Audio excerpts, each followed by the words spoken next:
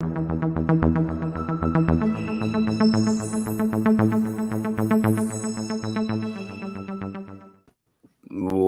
to our preview of the NFL Divisional Round. You're watching NFL Betting Blitz. Gino Bucola and Erik from ETOF 21 Sports. Two big underdogs today. Two number one seeds will be trying to defend home field advantage. And it's funny, Erik, in both of these games, they seem kind of similar because you have the young upstart quarterback with a team that probably is ahead of where everybody thought they would be at this point. And to be fair, San Francisco and Baltimore, they've probably been your two most consistent, best dominant teams all throughout the season. This is a really interesting Saturday of football just because of that. It feels like you've got the teams to beat versus these really hot up-and-coming teams who have won a few games in a row, who are playing really well right now. You could say for both the Texans and the Packers. I'm really intrigued for today's two games. Yeah, should be a great day. Hopefully, we get some good games, some interesting matchups. It's gonna be great it's gonna be interesting to see how these young teams perform on this bigger stage.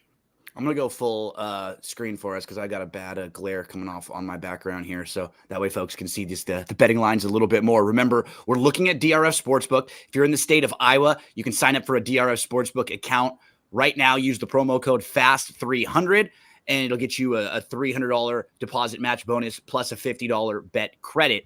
And we'll talk parlay play at the end of this and give you a couple plays today. You can bet props on parlay play. You can wager them together, and you get additional value in doing so. Make sure to use our promo code NFL Betting Blitz.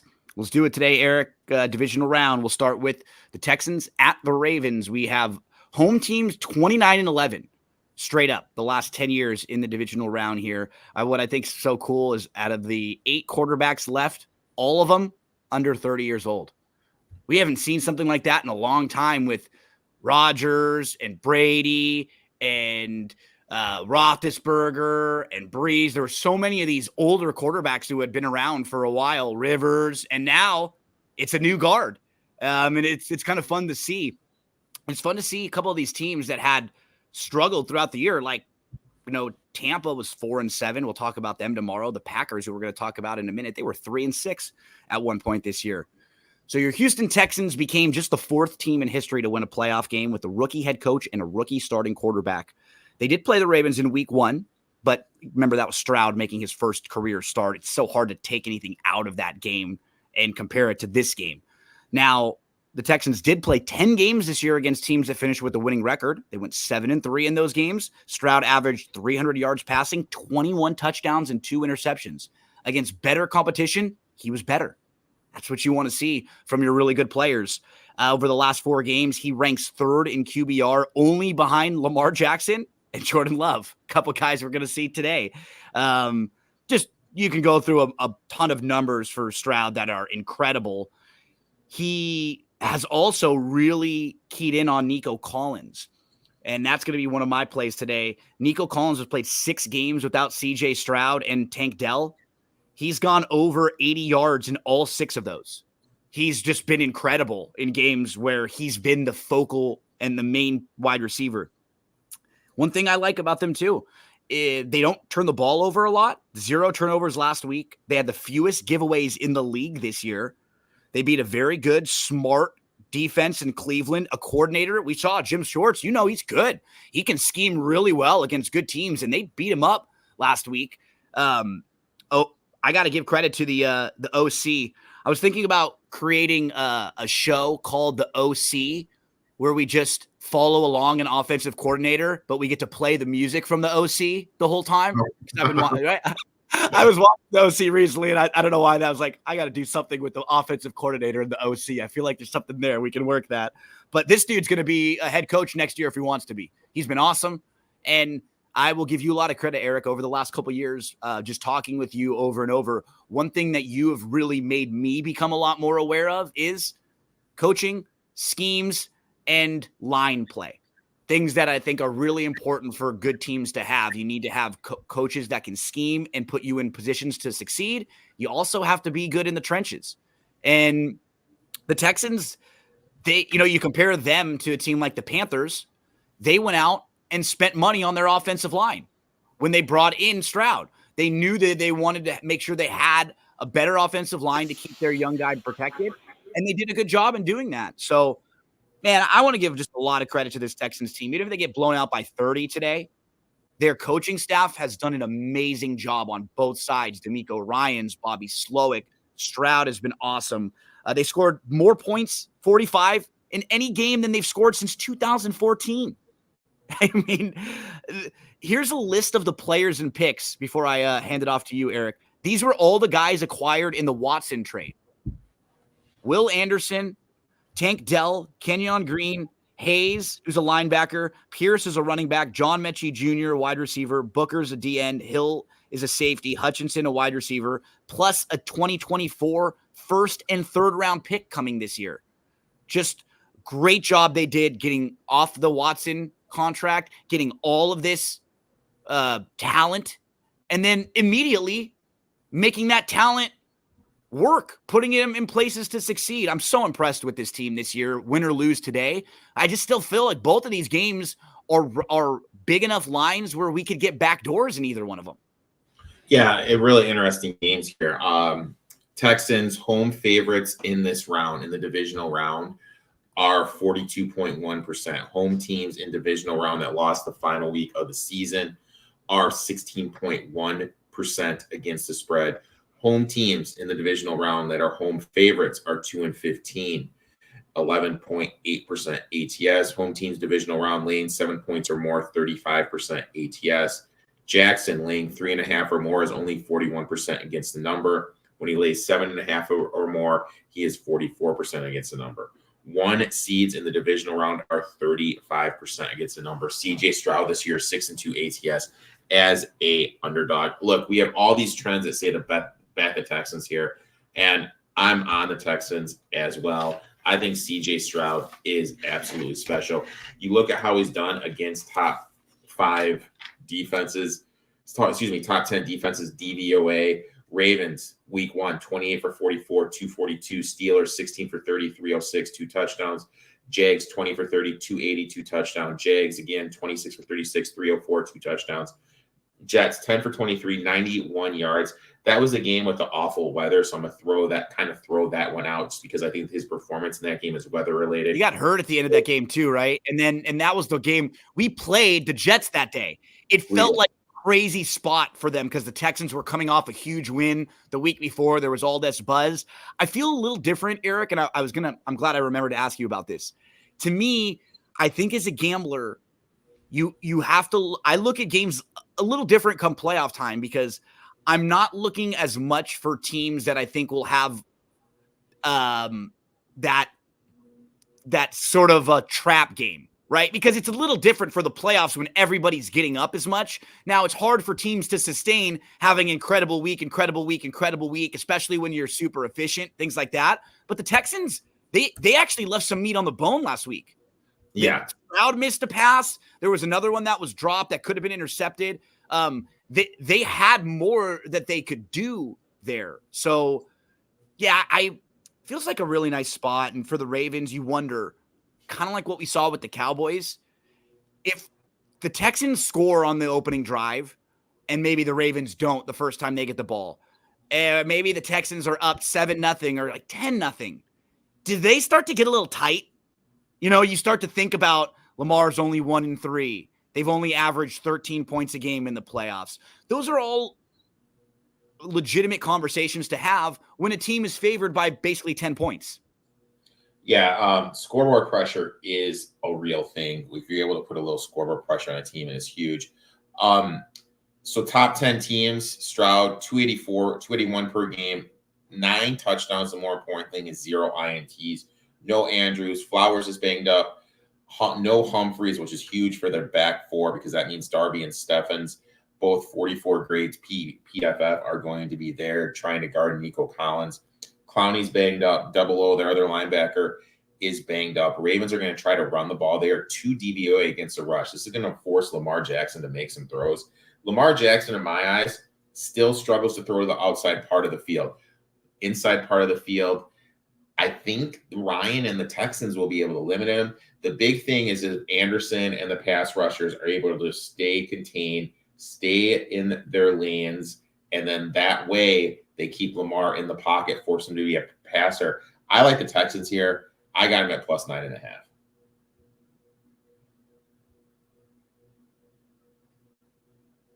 We're both on the Texans here. Let's get to a couple chats. Bobby Thomas says Packers straight up. Let's do it, Bobby. And so does Sports Facts. Checking in. Likes the Packers also. Let's make some money. Checks in. I hate the Lakers. Double duty for Eric. Already pulled a show this morning with Chase. Thanks so much, everyone. If you have any plays, as we saw from Bobby Thomas and Sports Facts, put them in the chat. If you have any questions about some of our plays or the games for today, let us know. We'll be back tomorrow previewing tomorrow's 2 games.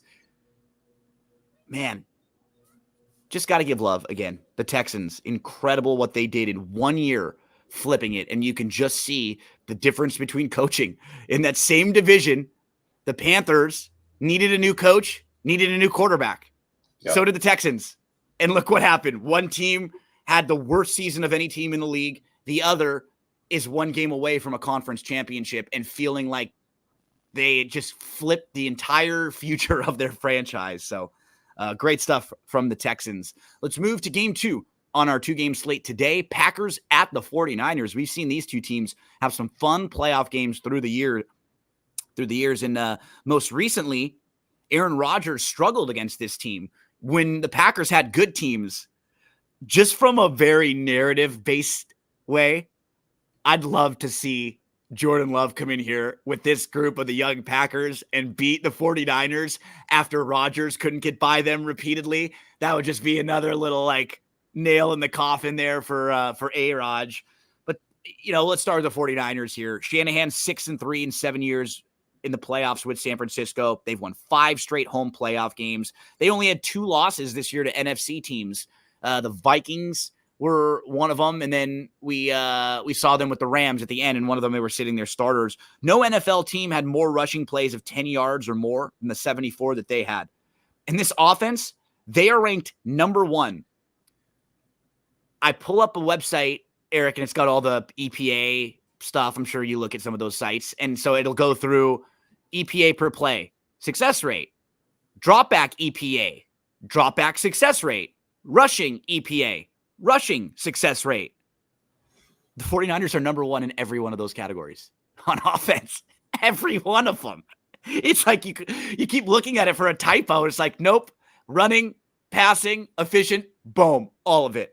Now, I do think this team still sort of gets talked about defensively like some of the older 49ers defenses. And that's the reason why today I think Green Bay can cover and maybe even win this game, because I don't think this 49ers defense is quite as dominant as it has been in prior years. In fact, their defense in success rate is only number 16. So that's a middle of the pack defense. They're number 10 in EPA per play. In rushing, they are number 26 in rushing EPA. They're number 24 in rushing success rate. I think very similar to the Cowboys, like we saw last week. I don't know how many people realize that the 49ers aren't good against the run because they are up in so many of their games, Eric. A lot of teams don't have the opportunity to stay consistent to the run. And so that is a matchup. I think that's the key to the game to me. Can the Packers do what they did last week, establish the run early on and have a balanced offensive attack? Because I think both of these teams should be able to score on each other. If I'm a Packers bettor or a Packers fan, I'm scared of, can I stop San Francisco? Right? Can I slow them down a little bit? Because they have so many weapons there. But I'm getting a little nervous too, because I think I saw something like 75, 78% of money or percent of bets on the Packers. But the money is on the 49ers, and we're not seeing the line move a lot. That's always scary. And I was watching another preview, like 5 of the people picked the Packers. And it was one of those, Eric, where if you oh no, I might have to just change it right away because of that. But even more than winning this game, the line just feels a tad too high to me. I think it should be closer to 7.5 for both of these games, I feel like, because that closest to 10, you could be down 16 and getting dominated through a lot of this game and then just get a backdoor garbage touchdown that means absolutely nothing in winning the game. So I'm still going to stick Packers here, mainly because I like I'm not playing the Packers off of last week. I'm playing the Packers off of the last 10 weeks and how good Jordan Love has looked during that stretch. Talk to us about this game, Erik. My thing with the comment about being the public team, we need to remember games are a lot dwindled down at this point. So I really don't put that much value in it being a public team, if that makes sense, because there's just not that many to get to choose from. So it's kind of what I was talking about too before, right? We have to sort of change your approach in the playoffs when there's less games and it's not this team probably won't be flat coming off that game last week as much because everybody gets up for playoff games, right? Everybody's giving you their max effort. So I agree with you. There's a few things I would look at and maybe say, well, there's only 4 games. They got to pick an underdog in one of them, right? And maybe this is the one because how good Love looked. How are you playing this game? Well, I mean, there's all those trends that I talked about before that I'm not going to repeat. I did take the Packers here plus the 10.5, and then I also ended up doing a player prop. And all those trends say to back the Packers that I mentioned before about home teams coming off a loss, first seeds in this divisional round. Before postseason, regular season, 21-10, 68% ATS. Matt is a covering machine. Love, second since week 11, second EPA per play, third in success rate, third completion percentage. He is just playing at a great level. And if he's able to throw the ball against this 49ers defense, which does give up a lot of deep balls, maybe look to some Christian Watson DFS type plays, and if you do one of those millionaire makers, I think this is opportunity. I think for the back door. In the Texans-Ravens game, I actually feel the Texans are live. The Texans can feel it. In this game, I feel this is going to be a 49ers 3 to 7 point win. I feel the Packers are going to have success running the ball with Aaron Jones. A.J. Dillon not being in is actually a plus because this means more touches. More Jones. I feel like when he's there, he gets a little too much work and they cycle him in a little bit more. Also, these young wide receivers. We need to remember this 49ers defense, for how great it is in the front four. I still think you can throw on him. Absolutely. So open for the back door. McCaffrey, why is no one talking about McCaffrey's calf injury? If CMC can't go because of this calf injury, and this is the third time he's had a calf injury this year, that's really going to limit this 49ers rushing attack. I know. Let's say he goes and you give him 3 carries and then he's out of the game because he's a little bit sore. That changes everything, because then when he's healthy and he's in his spot, and that puts Debo in his spot, that puts Ayuk in his spot and Kittle in his spot, they're so dangerous. There's so little you can do to stop all of them. But when one of those pieces is out, the chessboard has to move around a little bit, right? Yeah, and then you're relying on Elijah Mitchell and Jordan Mason to get some stuff. You start putting Debo in the backfield a little bit more, right? So then it doesn't give you the weapons down the field as much. So you're 100% right with McCaffrey. That's something we have to watch for the first quarter of the game, the first few reps that he gets. So I like the Packers here. I played him plus the 10. Also, I went to the player prop. I played Jalen Reed over 39.5 yards. 49ers play a lot of zone defense. Plus, they also move the safety up into the box to help with the run. That's why they are susceptible.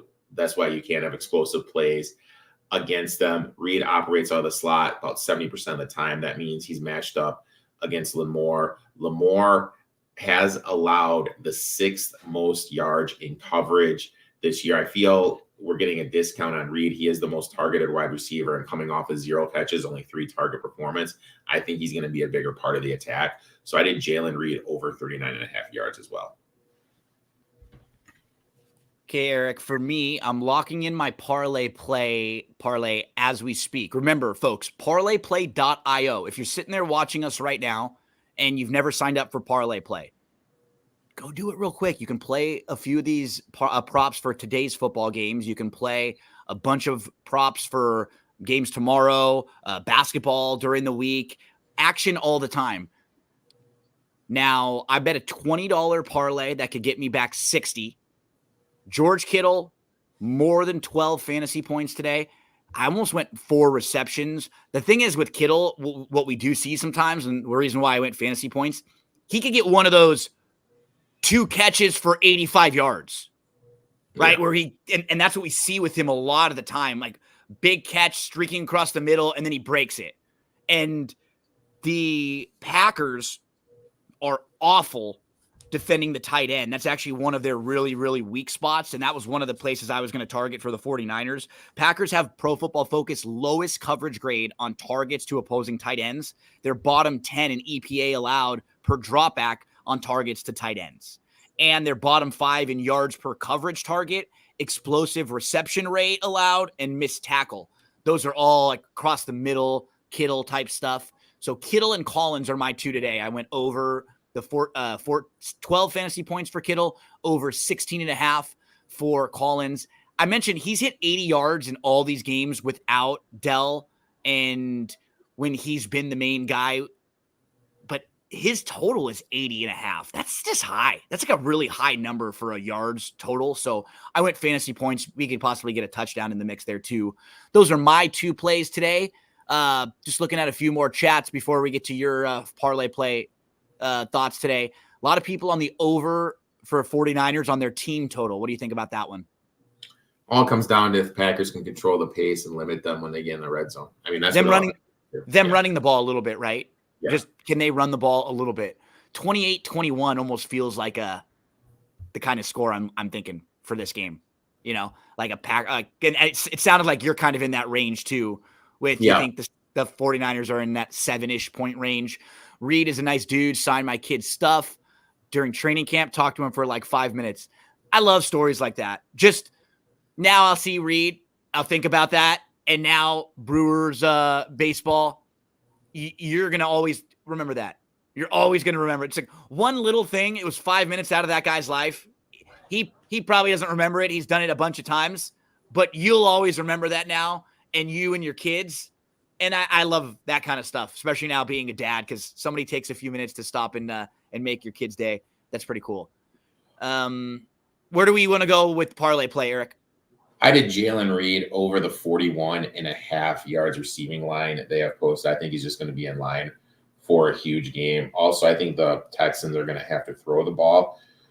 I know a lot of people are going to Nico Collins. I'm going to go Xavier Hutchinson over the 10.5 yards receiving. I like that one.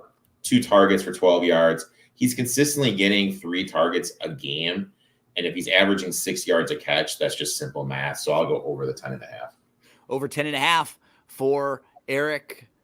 We're here, buddy. We're to the third to last week of football. We'll have the conference championship games, and then we'll have the big one in a few weeks. Thanks so much to everyone for hanging out with us again today. We'll be back tomorrow morning talking the 2 Sunday games. Remember to head to parlayplay.io. Use the promo code NFL Betting Blitz. If you're in the state of Iowa, sign up for a DRF Sportsbook account. Use the promo code FAST300. Anything else to say before we get out of here?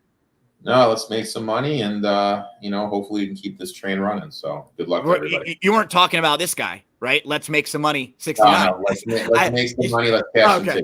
Okay. As you said it, I saw his name and I thought, oh my gosh, I think that's exactly what Eric said. So again, all of you, let's have a great, great Saturday. We'll be back and we'll see you tomorrow on Sunday.